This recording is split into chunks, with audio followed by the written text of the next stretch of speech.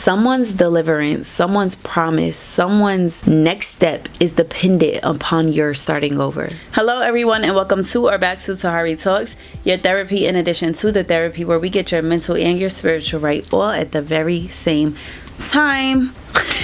I've been filming all day, so I feel like I've been saying that on repeat.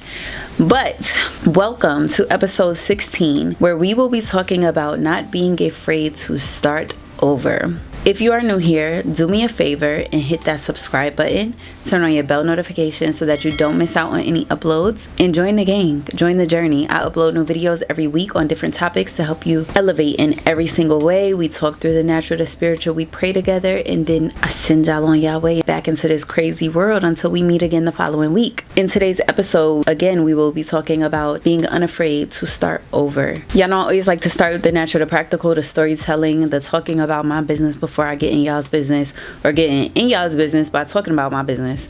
But if you know a little bit about my story, then you know that I am no stranger to starting over, starting new. And I think that one of the things that gives me the accreditation to talk about this topic is that I've had to start over multiple times. If you don't know anything about me, I went to undergrad for a psychology degree. I then come home and I went to grad school for 2 years to become a counselor, a mental health counselor.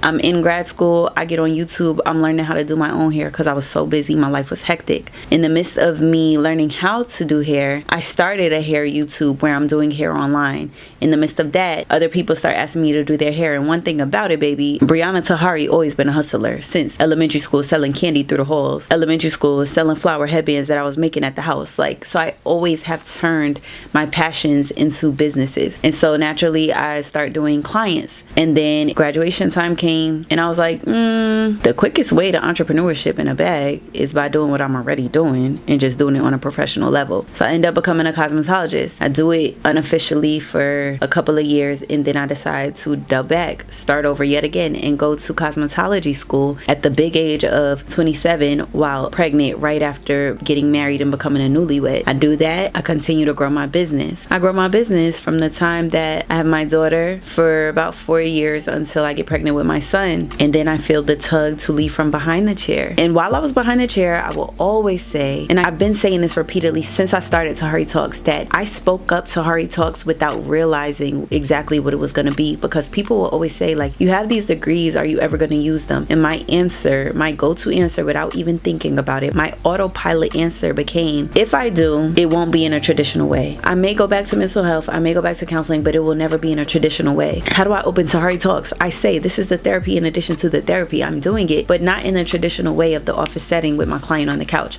My client is wherever they at, and we talking online in video form. And I never was the type to be like, oh, I want a podcast. But I was even talking to somebody, telling them like, yeah, I started these videos, I have a mic, like it's a whole thing. And they're like, yeah, a podcast. But God literally had to develop step after step after step to bring me to this point, because it was never something that I saw directly for myself. And now being in this space, I realized that I had to go through every single step on the journey to get me to this point. I had to be comfortable with starting over. I had to be comfortable with hearing backlash and not caring about the backlash. And I had to be comfortable hearing God's voice and discerning what God's voice sounds like, so that I could make sure that I was in His will, even if it didn't make sense to me. Looking back now, I used to say, like, I'm all over the place. I'm doing psychology here, I'm doing hair over here, I'm doing YouTube on the side. But Tahari Talks embodies all of those things. Before I come on camera, I'm doing my hair, I'm doing my makeup. I have to know how to film, I gotta know how to edit. I gotta know how to do all of these things so that it has all come together full circle. And I'm not even at my pinnacle or my end yet. So I know that all of my steps have been ordered to this point, and it will continue to be ordered so that everything that I'm doing is used.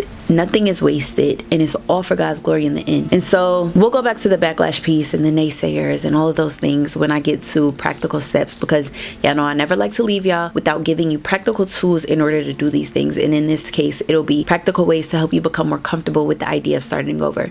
Because if you're watching this video, chances are you know that there's something new that you need to start, but the idea of starting from ground zero is very uncomfortable. And trust me, I get it. Based on the story I just told, y'all know I understand it on a personal level, on a spiritual level. It's also really hard because starting over is not the popular thing to do. Even if you think about the generations before us, we were taught to go through school, go to college, get your degree, come home, get a good job, stay at that job for 20 to 40 to 60 years, retire from that job, collect your pension, and enjoy 10 years or so of retirement of doing whatever you want before your agility runs out. And one thing I love about our generation, say what you want about millennials, even Gen X, because even more so than us, they're not going for that. We're chasing dreams. We're defying the odds. We're going against the grain. We're saying to hell with the things that no longer serve us. And we're going after the things that aren't orthodox. I always said, I may use my degree, but it's going to be in an unorthodox way. And as sure as I said it, here I am doing just that. And so back to the point, even with that being said, and even with us being a very go against the grain generation, starting over is not a popular thing to do. You're supposed to get on, supposed to, I don't even like those words coupled together, but you're supposed to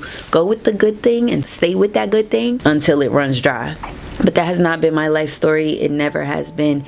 And I know that in order to walk out my purpose, especially in this season of my life, I've had to be flexible to the calls and the pulls. And not in a way that I'm pulled every which way, but that I'm sensitive to God's voice and saying, okay, this chapter has closed and it's time to move on.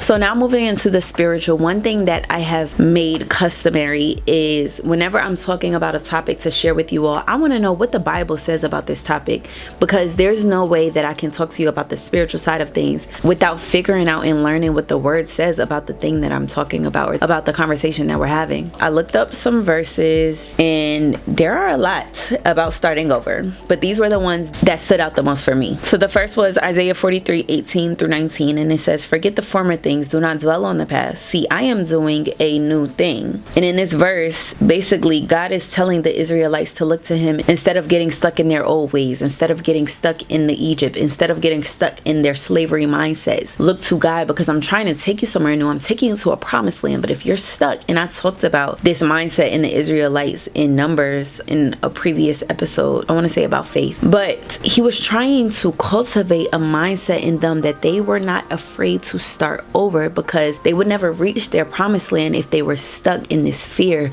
that they had to leave the old and start completely fresh. Then in 2 Corinthians 5:17, it says, therefore, if anyone is in Christ, the new creation has come. The old has gone, the new is here. Hebrews 8:12 says, God promises that in Jesus all things are made new. How many things? Every single one. All things are made new. In the past can be forgiven and forgotten. So that in itself tells us, with the coming and the dying of Jesus Christ, that we are made new. Everything is made new. Salvation alone creates us as new. And the last one I found was Colossians 3:9-11, and it says, do not lie to each other, since you have taken off your old self with its practices and have put on the new self, which is being renewed in knowledge in the image of his creator. In these verses and in many more within the Bible, God is constantly encouraging his people to start anew, to be made new in our being itself, and to not be afraid of it, because there's beauty in newness. And from that, I gained the idea and the notion that God smiles upon our flexibility and resets, our flexibility and the ability to start over, and in doing new things, because God is constantly doing a new thing. Like a lot of times we can go so hard to achieve a certain thing, and by the time we get to the end, we feel like everything is changing and it doesn't look like what we thought it would look like. And that's because God is constantly doing a new thing. And I'll speak for myself, I'm stuck with the question a lot of time, like, well, God, did you change your mind? And it's not that he changed his mind, but it's that he gave you that piece of instruction, and then once you carry out that instruction, he gives you new instruction. And when we're first presented with the new level of instruction, it doesn't make sense, because we can't see as far as God sees, and we don't know nearly as much as he knows. And so it doesn't make sense to us. But the more that we walk it out and look back, it's like, oh, I had to take that step so that I could get to this point, and to this point, and to the next one. And the more open that we are to the godly transitions in our lives, the more that he is able to use us. I would not be sitting in this chair talking to y'all through this mic and this camera if I was not flexible to the transitions that God was taking me through. Somebody commented on the episodes and they were like, this is the second time that I've been brought to tears by Tahari Talks. And I don't say that because it makes it sound like what I'm saying is that good. I say that because it shows that what God has done is that good. Me being flexible and getting to this point has been that useful that somebody is able to listen to what is being said by God through me, and they're moved to tears because it is resonating that much within them. Our flexibility is necessary actually in order for God to be able to use us in the ways that He has planned for our lives. Our frustration and our fleshly resistance and our fleshly stubbornness of wanting to be stuck and remain in places that have expired for us will keep us. It will keep us behind. It'll keep us frustrated, and we're feeling like things aren't happening. But it's like, no, you have to start over. You have to start the next thing. You have to start the next phase, the next chapter, the reset. And it's uncomfortable because sometimes that also feels like, a lot of times the starting of a new thing can also feel like us going backwards or regressing. And we'll talk a little bit about that moving forward too. But I want to touch on a few more spiritual points. So like I was saying, we won't always understand the steps that He's having us take or the things in the ways in which He is having us to start anew.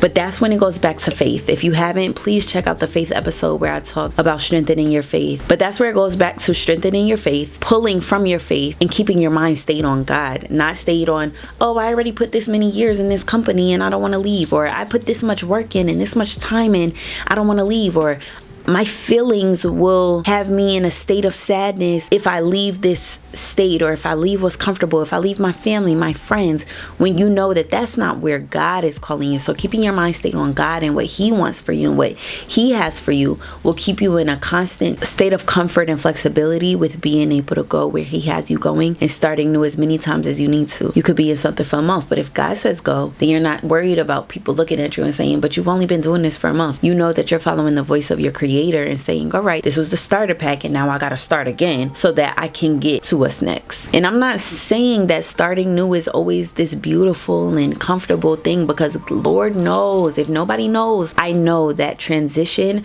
comes with confusion, a whole bunch of questions, a whole lot of discomfort and tension, because it's not what you're used to. So you're constantly put in these tight positions where you're forced to adjust and you're forced to reimagine and you're forced to reposition and rework how you do things. But what I can promise you is that if you give into the tide rather than trying to fight against those pulls to start anew and start afresh, God will always make it make sense in the end. And so like I was saying with the natural piece, I used to feel like I was all over the place with the hair, with the psychology, with the filming, with the editing. It's making sense. It's working out for my greatest good. And again, this is in year 32, so I cannot imagine what that would look like at 35, at 40, at 50, at 60. And I know the things that I want to accomplish, things that I have in mind for myself, the goals that I have in mind to accomplish. But when I couple that, or when I submit that ultimately to God's will for my life, I can't imagine what that is going to look like and feel like in the end for me. And I want you to try and get in that mindset for yourself, whatever your journey looks like thus far, and whatever, even if it feels like those two things don't make sense, don't add up, don't go together. I want to cook and do pottery and that don't make sense and it don't add up and it don't go together. I'm trying to figure out how I'm going to make it make sense. God might be putting you in position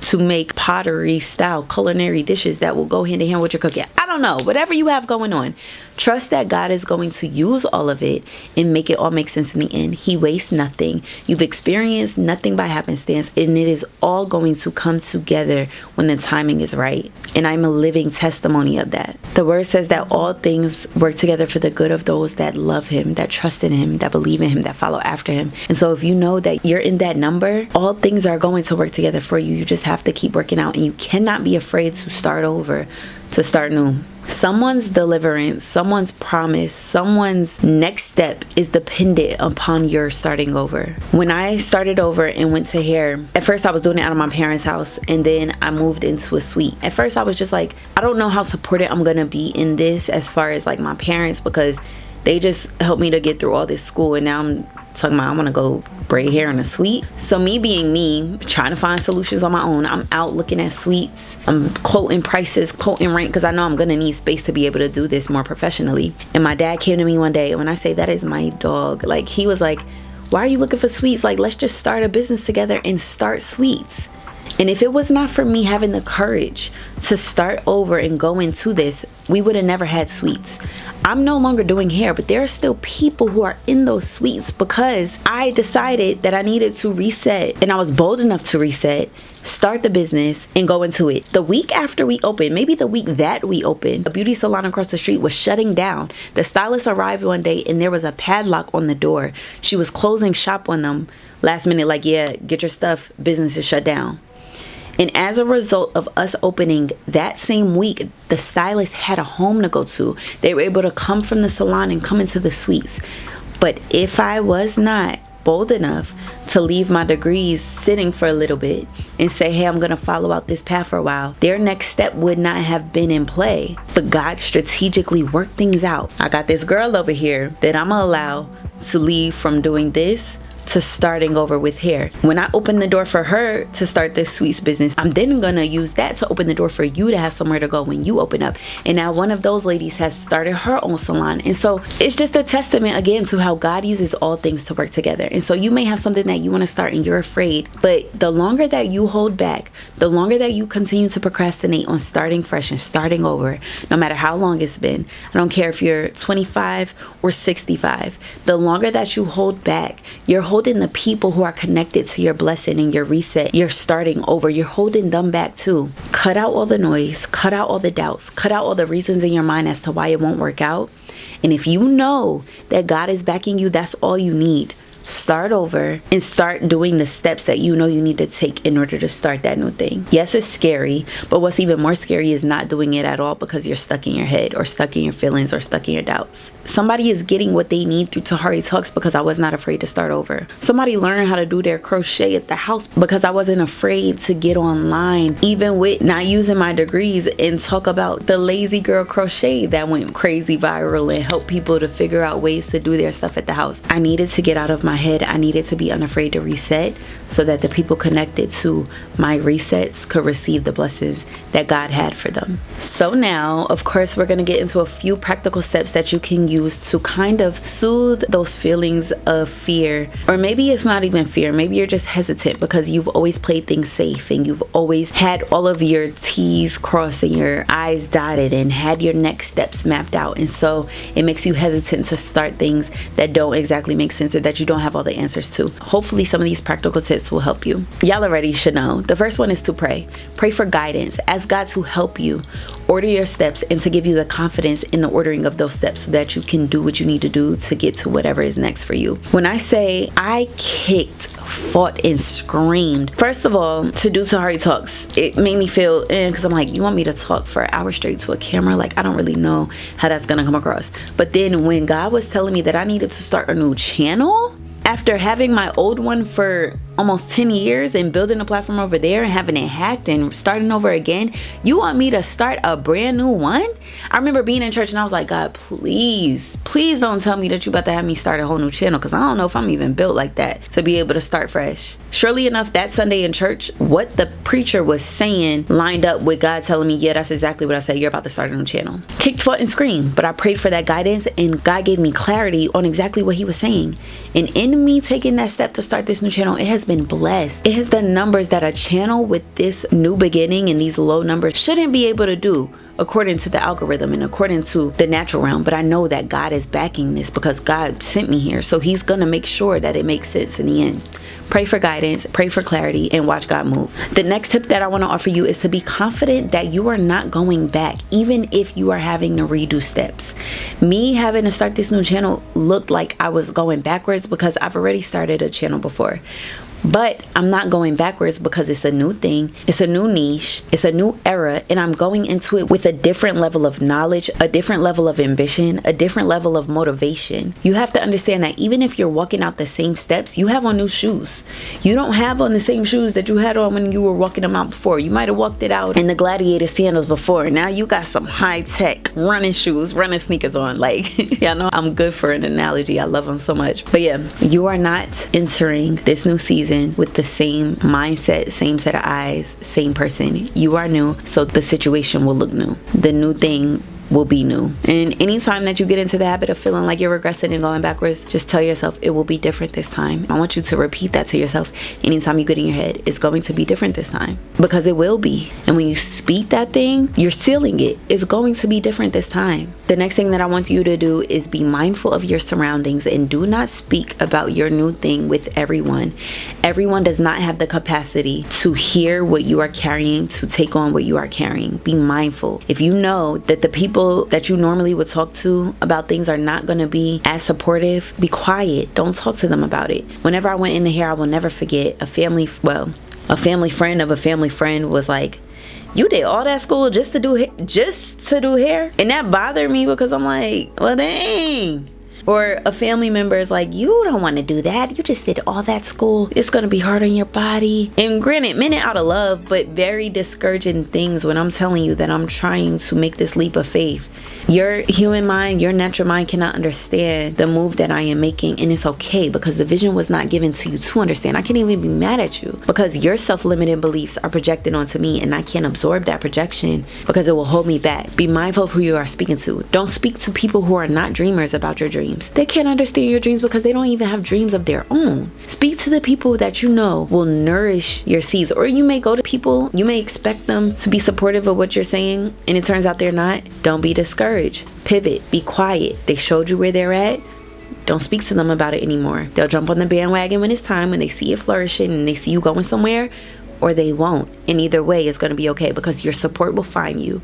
There have been a few people that have been so supportive in this Tahari Talks journey that I cannot thank enough, because they see me in a way that nobody has. My dad is one. He just gets it. My friend Ashley is one. She bought me this sign. She bought me these books about dreaming. She gets it because she's a dreamer herself. My friend Nisha, she's like, "I love seeing you in this walk." My best friend Kay, "I love seeing you in this bag," because they get it. And so because I have that support in certain places, I don't look for it everywhere. I don't ask family members, "Have you subscribed to Tahari Talks?" because this type of content might not be their thing, and I don't want vanity metrics. I want the people who the content is really suited for to find it and to take it in. I don't want people just saying, "Oh yeah, I pressed the button for you," just like, it's cool. It's cool. Your tribe will find you. Your support will find you. Forward movement. It's a lonely walk sometimes, and that's okay. The support will come. Until then, and at the end of the day, God's backing is all you need. And last but not least, I've already said this, but I want to reinstill it. I need you to remember that God wastes nothing. If you were in a season and you feel like the time spent in that season went to a complete waste because you're not using the things or the knowledge that you gained during that time, that's okay. You may not be using it right now, but there will come a time. There will come a time where it makes sense as to why you had to experience that thing, be in that place, gain that knowledge. I promise you, trust that. God wastes nothing. And because He loves you that much, He wouldn't play with your life or your time like that. Anything that you've experienced will be used at some point, and I need you to trust in that. I need you to know it like you know your name. With all of that being said, we're going to go ahead and pray, and then we are going to close this episode on out. Bow your head, close your eyes, and let's get right into it. God, I thank you for every single person on the other side of the screen. I thank you for the time we've spent here together. I thank you for their viewership. I thank you for aligning our walk so that they were able to come and get what you needed them to hear through me, your vessel. God, I thank you for presenting us with the opportunity to start new. Not everybody is presented with the opportunities to start anew and to start afresh. I ask that you would give us the confidence to move into our next season, to move into our new season.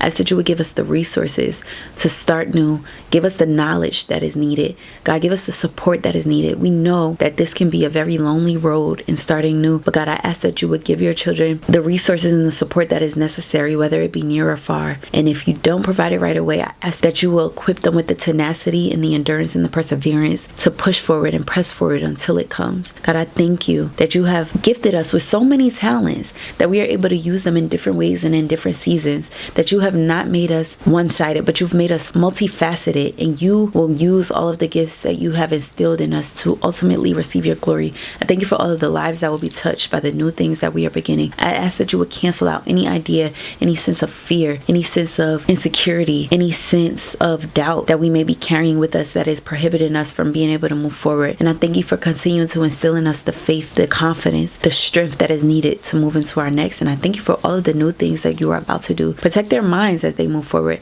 Don't allow the projections of others to seep into their hearts and their spirits and delay them or hold them back. I ask that you would protect us, God. Protect us from the negativity that may be trying to infiltrate the new things that we are doing and that you are doing through us. And I thank you for all of the things that you are about to do in our lives and all of the people that will be brought to you as a result, most importantly. And it is in your name I do pray.